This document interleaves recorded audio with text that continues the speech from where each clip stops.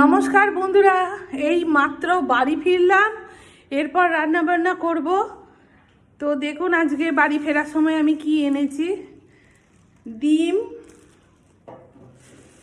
আর এনেছি এই যে পোস্ত।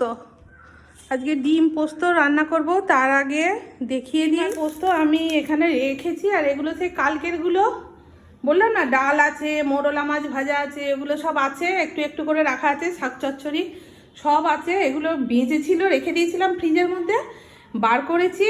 হ্যাঁ, এক্ষুনি তো আমি রান্নাবান্নায় যাব। তার আগে একটু ফ্রেশ হয়ে নিই, আর একবার চান করবো। রান্নাঘরে ঢুকে গেলাম, এগুলো রাখি। আর আজকে ডিমের কারি করব। ডিমের যে কারিটা করব, আমি লাইভে আসব, আপনারা দেখতে থাকবেন। রান্নাঘরের পরিস্থিতি দেখছেন, সব গোছাবো, গুছিয়ে তারপরে রান্নাটা স্টার্ট করব। তো দেখা হচ্ছে লাইভে, ততক্ষণ টাটা।